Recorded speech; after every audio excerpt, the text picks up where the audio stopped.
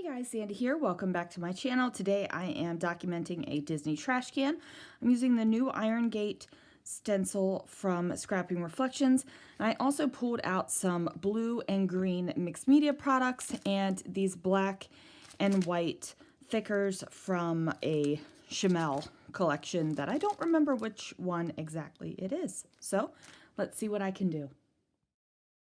All right, you guys, so I am in a new place doing this voiceover. I'm actually in Alexander's bedroom. So I'm sitting on his bed. I've got my iPad in my lap, a cup of hot cocoa in my hands, and we are going to do this. Now, this is the Iron Gate stencil from Scrapping Reflections, and I've decided that I'm going to keep a soft edge with the stencil. I'm not going to fully use the stencil across the entire 12 by 12 portion of the layout. I pulled out 3 ink colors from Close to My Heart because I do love their inks. I decided to get some on a whim because, you know, felt like the thing to do. And then I really like the colors. I really like how they blend together. I just find them to be great inks. So I've pulled those out, and I also have 3 blending brushes. One for teals, one for greens, and one for blues. Because as you guys know, my dirty little secret, I don't really wash my blending brushes. I just keep them stuck to the color family.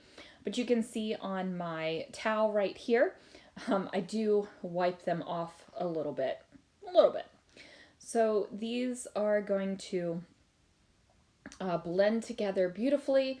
And I'm just making sure that I'm not having any hard edges. Everything is kind of a soft edge. I don't have anything too much in a straight line because if I wanted the straight line, I would have done the entire stencil. So last I'm going to grab this deep blue color, just using that Pink and Main blender brush one more time. I am holding on to the project with my microfiber towel here, just because, you know, I don't want my fingers to get ridiculously inky. They are going to get inky, but not ridiculously so, because I was heading to work when I when I made this layout. So now I'm going to go ahead and pull back the stencil. Oh, just look at that. I love stencil reveals. They just do something to me, guys. And look at that blending. Are those colors just not gorgeous together? You got the green, you got the blue, you got the teal, and the blending around it. See, I was happy. I even clapped for it.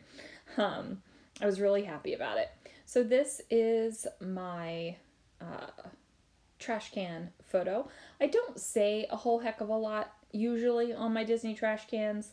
I'm probably going to write some sort of introduction to the album about my love of Disney trash cans, just to have that there. But I don't have any ridiculous heartfelt journaling or anything other than I love Disney trash cans. They just bring me joy. So I have some fun foam. I also cut off some tulle, and I'm getting the weathered wood paper collection from Brutus Monroe because I knew that there were some greens and some teal weather woods in there. So I'm just flipping through, and I was trying to decide if I wanted to use it as a frame or if I wanted to kind of go with the plank wood paper, and I ended up going with that plank wood paper just because I felt like the colors in it were a little more saturated, and that would go better with what I had going on in the stencil background. Now, you guys, the stencil background is epic in my ever so humble opinion. So when I have backgrounds like this, I find that I don't really need a lot of embellishment. And I don't really want a lot of embellishment. As you guys know, I'm a more is more type scrapbooker most of the time. But with this, I mean, just look at it. It's gorgeous. I don't want to cover up any of it. If I could just make background, no, that wouldn't make me happy. But if I could just make backgrounds all day long and then have somebody else use them, I think I could get some joy in that. But it's the whole process that does it for me. So now I did take that tool, I did 3 layers of it, and I stapled it right onto that piece of paper. I am going to pop this up on some fun foam, and that's just going to give me a little bit of depth. Now you can't really see the tool on camera. Hopefully you'll be able to see it at the close-up picture at the end. And then I also had this frame that's kind of chilling out on my desk. It's a Creative Memories frame from some little packet that my friend MK sent me, and I am just trying to figure out what I want to do. Like it's the same color blue, it's the right color blue. At this point I thought I was going to put that up there and then put 2 of the little black hearts on top of the frame over here where my fingers just were. But I think I do something a little bit different. So I do have these black and white thickers, and I'm going to peel them off. My original title idea that I had, I was changing it right there. That's why you see me flip back and forth a couple times, because I wanted to see what words I had that would work together. So I'm pulling off the word life, and that is going to go directly onto my photo. So I do have a lot of unused space on that photo where it's just the ground. I've already trimmed down the photo to 5.5, which is my go-to method for using up 6x6 papers, is to cut your photo down to 5.5. That way you have your border around your photo. So I cut my 6x6 paper down to 5.5 I cut down my photo to 5.5 by 4, and then I cut down the 6x6 paper to 4.5 by 6, and then you just have a little strip left over. So I am going to use a combination of ATG and also the Nouveau Deluxe adhesive to get this bad boy to stick down. Sometimes the fun foam really accepts the ATG and sometimes it does not. This was one of those times where it wasn't.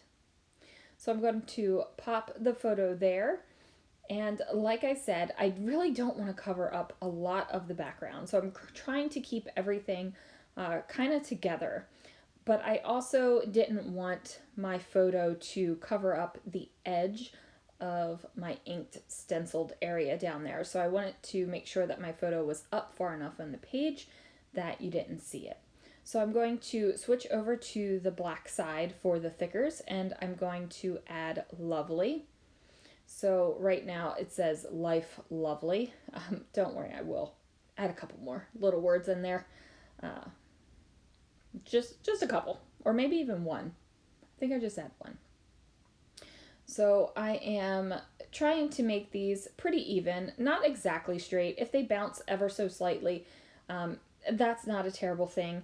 I actually pull apart the Y, rip it right in half right there. So I'm going to place the largest part down first and then add in that second piece. And then that works out fine. So now I've got to figure out what in the world I am going to do with a very, very minor amount of embellishment. Now, you guys saw I had the glitter glazes out. I was fully prepared to add glitter glaze to this layout because that is something that I enjoy doing. I just felt that this background was just that beautiful where I didn't need to do it. I know that sounds a little bit full of myself, but I'm okay with that because I really do love the background. I grabbed 2 little October afternoon mini markets that say IS for life is lovely, and then I am going to add in my black hearts here. So I'm going to, now see, my original idea when I was thinking about putting the frame up there, where I would use 2 of the same hearts right on top of the frame up close to the top. But, you know, I changed my mind a little bit, and that's okay. It's a scrapbooker's prerogative. You can change your mind all you want.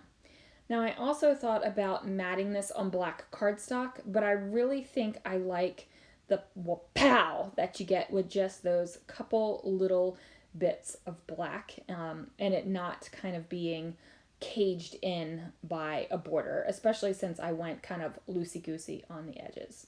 So there it is, you guys. Thank you so much for joining me. Let me know what you think about stencils and ink blending down below. And of course, I will see you guys again real soon for another video.